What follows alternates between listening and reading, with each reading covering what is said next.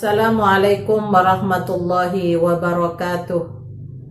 A'udzu billahi minasyaitonir rajim. Bismillahirrahmanirrahim. Alhamdulillahilladzi anzala ala 'abdihil kitaba wa lam yaj'al lahu 'iwaja qayyiman liyunzira ba'san syadidan min ladunhu wa yubashshiral mu'minina alladzina ya'maluna shalihati anna lahum ajran hasana. Allahumma salli wa sallim ala Muhammadin wa ala alihi wa sahbihi ajma'in. Amma ba'du. Pemirsa dan pendengar yang dimuliakan oleh Allah, alhamdulillah kita panjatkan rasa syukur atas nikmat yang telah diberikan oleh Allah kepada kita. Dengan Al-Quran kita mendapatkan banyak sekali petunjuk dan mau'izah, pelajaran-pelajaran yang bisa kita jadikan rujukan di dalam kehidupan kita, baik sebagai pribadi, keluarga, maupun kita sebagai anggota dari masyarakat maupun dalam berbangsa dan bernegara. Pemirsa yang dirahmati oleh Allah, kajian kita kali ini yaitu kita bahas ayat-ayat Allah yang terkait dengan keluarga. Kali ini kita kaji spirit keluarga Imran dalam berkontribusi pada agama dan umat.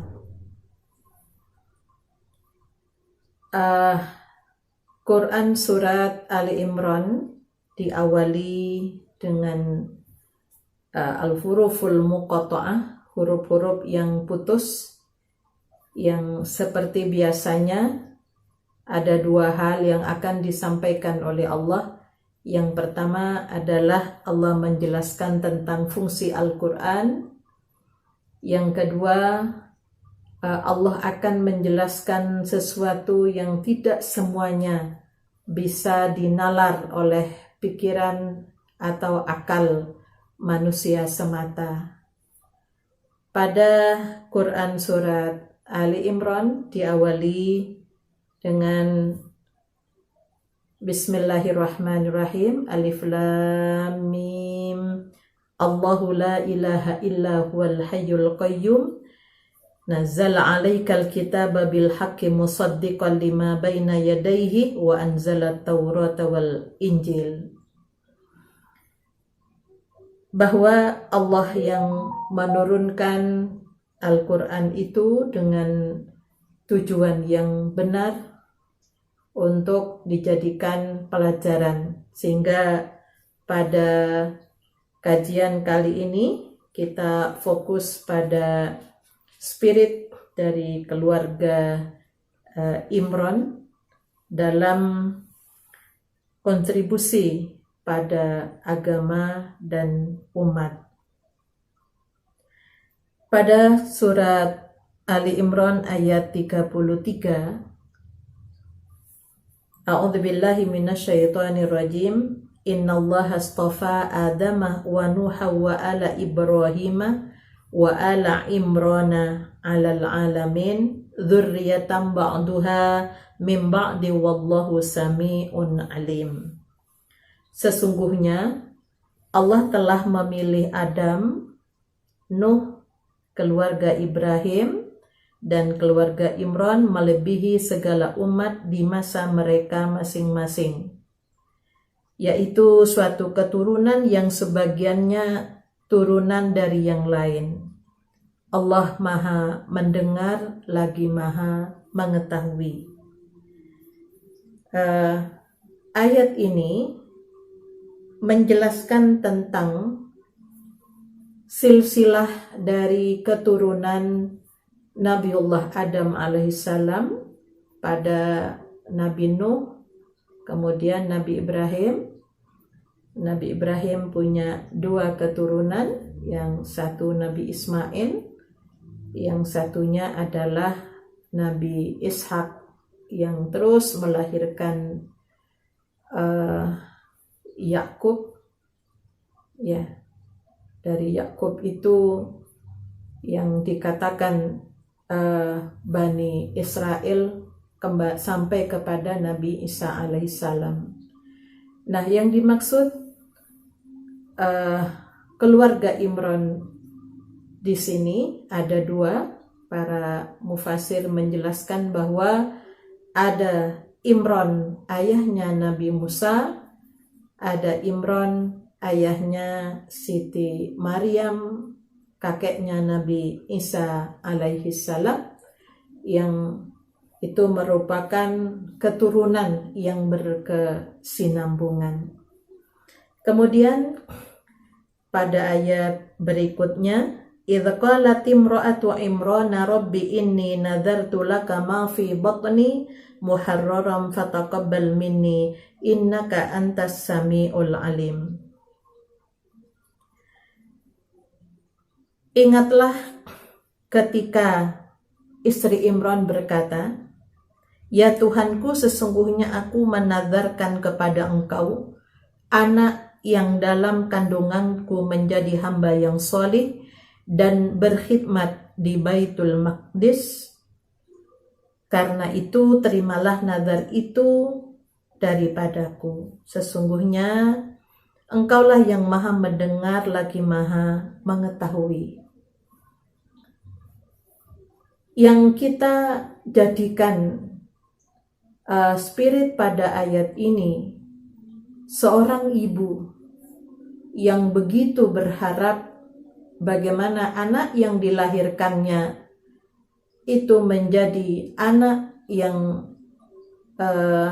berbakti, melaksanakan tugas-tugas dakwah, melaksanakan pembinaan umat, bermanfaat untuk agama, sehingga sejak hamil istri Imran yang disebut dengan nama Hamnah, dia mohon kepada Allah, bahkan bernazar, berjanji setia bahwa ketika anaknya lahir akan diberikan untuk mengurus agama. Yang bisa dipastikan, ya tentunya tidak ada yang mengambil pelajaran, ya, seorang ibu menazarkan anaknya yang dikandungnya yang belum lahir itu untuk diberikan kepada agama. Jadi ini sebuah cita-cita yang mulia yang dilakukan oleh seorang perempuan. Kemudian pada ayat berikutnya, falamma wada'atha qalat rabbi inni wada'tuha unsa. Tatkala istri Imran melahirkan anaknya, dia pun berkata, ya Tuhanku, sesungguhnya aku melahirkan seorang anak perempuan.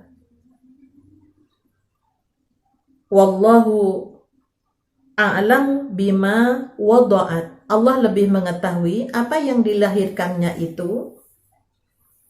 Walaysa dzakaru kal unsa. Anak laki-laki itu tidak sama dengan perempuan. Wa inni sammaituha Maryama wa inni u'idzuha bika wa dzurriyyataha minasyaitonir rajim. Sesungguhnya aku telah menamai dia Maryam dan aku melindungkan serta anak-anak keturunannya kepada pemeliharaan engkau daripada godaan setan yang terkutuk. Pendengar yang dimuliakan oleh Allah, bagaimana rasa sedikit kecewa dari istri Imran ketika melihat yang dilahirkan adalah anaknya perempuan. Dia mengatakan walaisa dzakaru kal unsa. Bukankah laki-laki itu tidak sama dengan perempuan? Nah, pada pelajaran yang bisa kita ambil di sini, begitu besarnya istri Imran itu bercita-cita ketika anaknya laki-laki itu diharapkan ya bisa menjadi nabi, bisa menjadi rasul Allah, sebagaimana ya rasul-rasul sebelumnya dari keturunan ya Adam, Nuh, Ibrahim yang telah disebutkan pada ayat sebelumnya. Nah, kemudian ketika tahu anaknya lahir perempuan, maka istri Imran memohon kepada Allah agar supaya Allah itu memberikan perlindungan dari godaan setan yang terkutuk. Ya, sebagaimana yang di sabda Rasulullah Sallallahu Alaihi Wasallam, an-nisa habailus syaitan. Perempuan itu ya mudah sekali menjadi jejaring setan. Ya, karena di dalam sebuah hadis dikatakan bahwa kullu bani adama yamassuhu syaitanu yawma waladhu ummuhu illa maryama wa banaha. Ya, jadi dalam hadis Bukhari dan Muslim, Rasulullah bersabda, setiap anak Adam pasti disentuh oleh setan tatkala ia dilahirkan oleh ibunya, kecuali Maryam dan anak laki-lakinya, yaitu Nabi Isa. Jadi sudah ada pengecualian, sehingga Allah mengatakan di Al-Quran, inna masala Isa indallahi kamasali Adam. Sesungguhnya ya perumpamaan Allah itu menciptakan Nabi Isa itu tidak jauh beda dengan penciptaan Nabi Adam. Jadi Maryam bersama putranya ada keistimewaan yang diberikan oleh Allah, ya lahir ya dengan tidak menangis, tidak disentuh oleh setan. Ya, jadi di mana Allah akan akan memberikan karomah, memberikan menjadi contoh bagi yang lainnya bahwa Allah itu maha punya kekuasaan untuk menciptakan segala sesuatu.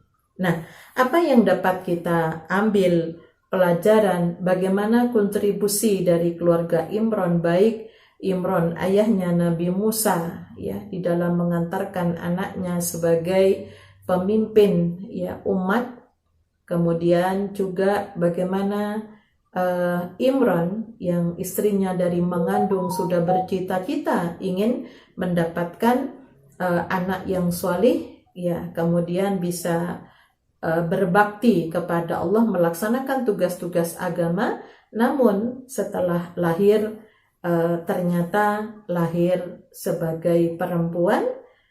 Disitulah yang membedakan kaitannya dengan Rasul itu hanya diutus dari laki-laki ya. Jadi kalau Nabi masih terdapat beberapa perbedaan, sedangkan Rasul itu tidak lain, memang berjenis kelamin laki-laki.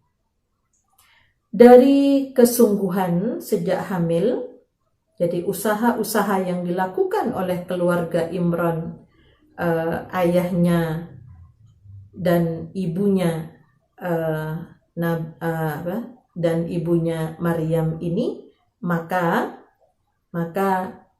karena perempuan, maka keluarga Imran menyerahkan agar supaya Maryam diasuh oleh Nabi Zakaria alaihissalam, sehingga mendapatkan bimbingan dari Nabi Zakaria. Jadi tidak dibiarkan begitu saja, namun berupaya bagaimana mendapatkan pembinaan ya. Anak perempuan itu ya dikatakan gampang sekali menjadi jejaring setan. Bahkan kalau dalam istilah di Jawa itu seperti naruh ya telur di ujung tanduk. Kalau tidak hati-hati maka dengan dengan sikapnya yang lemah itu gampang sekali tergoda, sehingga ketika lahir perempuan itu doanya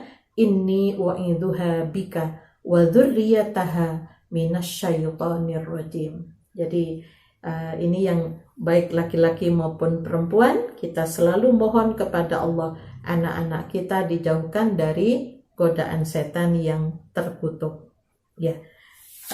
Kemudian setelah mulai memasuki ya pada pembinaan, maka Maryam diserahkan oleh keluarganya, oleh ayahnya dan ibunya kepada Nabi Zakaria untuk mendapatkan pembinaan.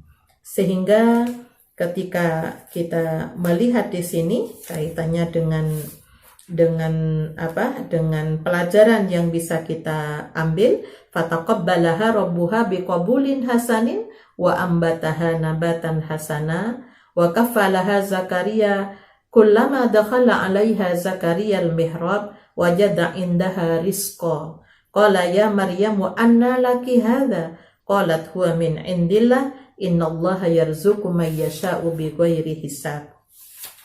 Ya.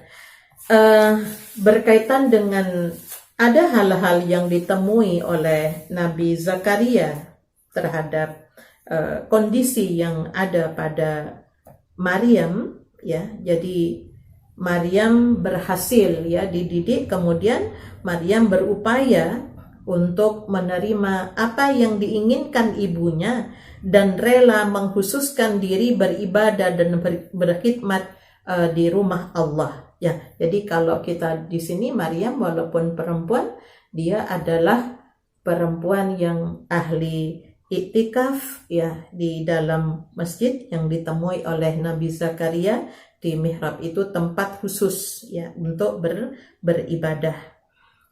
Kemudian wa ambataha nabatan hasana, ya.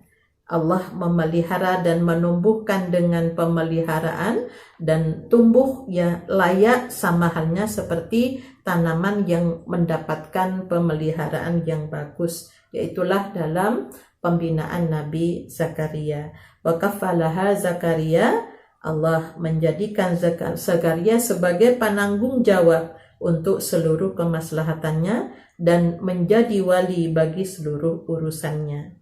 Nah, yang ditemui oleh Nabi Zakaria, kullama dakhala 'alaiha Zakaria al-mihrab wajada indaha rizqa.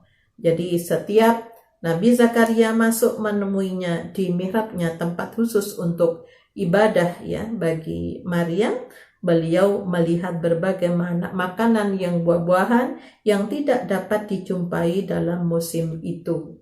Ya, jadi musim yang harusnya buah di musim dingin, ya maka ada yang di musim panas pun ditemui. Artinya dimudahkan oleh Allah itu bagaimana Maryam itu mendapatkan rizki dari Allah itu. Kemudian Nabi Zakaria bertanya, qala ya Maryam anna laki hadha. Ya, dari mana semua ini padahal saat ini sedang musim kering atau musim paceklik, kenapa kok ada makanan ini? Qalat huwa min indillah. Maryam menjawab, ini datang dari sisi Allah ya.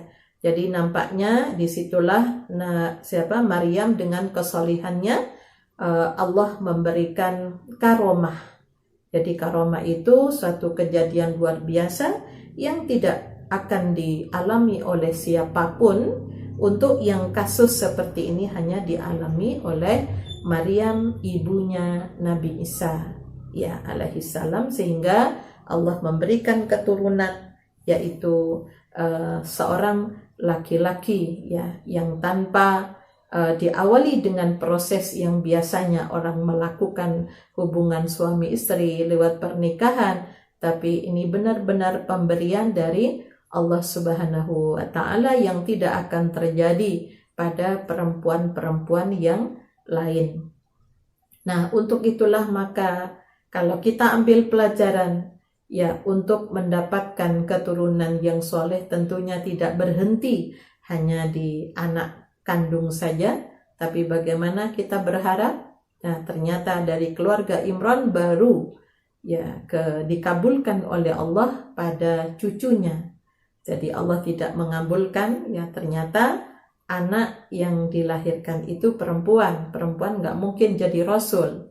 Namun dari kekuatan ya spiritual yang ada pada istri Imran ya untuk menyerahkan anaknya untuk di jalan Allah, maka Allah baru mengabulkan ya sebagai keturunannya itu pada cucunya yaitu Nabi Isa alaihi salam. Nah, ketika seorang perempuan yang mengandung yang lebih dekat kepada anak betul-betul berharap ya bagaimana anak yang dikandungnya itu betul-betul berkontribusi pada agama dan pembinaan umat ya, maka tentu ya Allah itu akan mengabulkan walaupun tidak langsung. Namun kalau kita lihat ternyata Maryam itu pun walaupun perempuan ya itu dia termasuk salah satu yang ahli ibadah yang sampai dikatakan oleh Rasulullah termasuk perempuan yang dihormati di sini, yang mendapatkan karomah dari Allah Subhanahu wa Ta'ala. Mudah-mudahan ya bagi kita sebagai perempuan bahwa di dalam Islam ya, di dalam Al-Qur'an banyak ayat-ayat yang bahwa tidak ada perbedaan di dalam urusan yang berkaitan dengan agama antara laki-laki dan perempuan. Yang berbeda adalah ketakwaannya, kewajiban melaksanakan tugas ibadah, kewajiban melaksanakan tugas khalifah itu diberikan oleh Allah kepada laki-laki dan perempuan.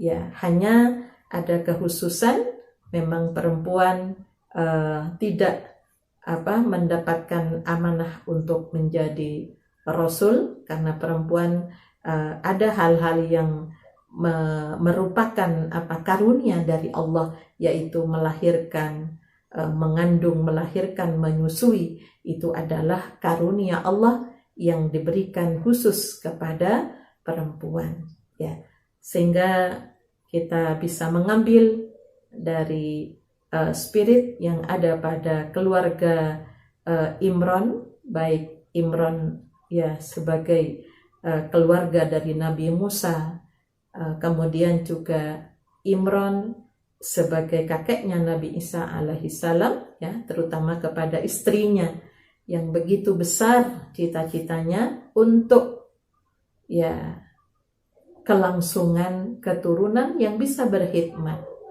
untuk Tuhannya ya dan untuk umat. Mudah-mudahan ya pada kajian kali ini kita bisa melanjutkan pada sejarah yang ada di dalam Al-Quran, bagaimana berkaitan dengan keluarga-keluarga yang perlu kita teladani, yang bisa memberikan inspirasi buat kita bahwa cita-cita yang baik dengan ikhtiar dan doa itu akan diberikan oleh Allah kemudahan-kemudahan. Saya akhiri, mudah-mudahan kita bisa melanjutkan pada kajian tentang inspirasi dari keluarga yang lainnya pada kesempatan yang berikutnya.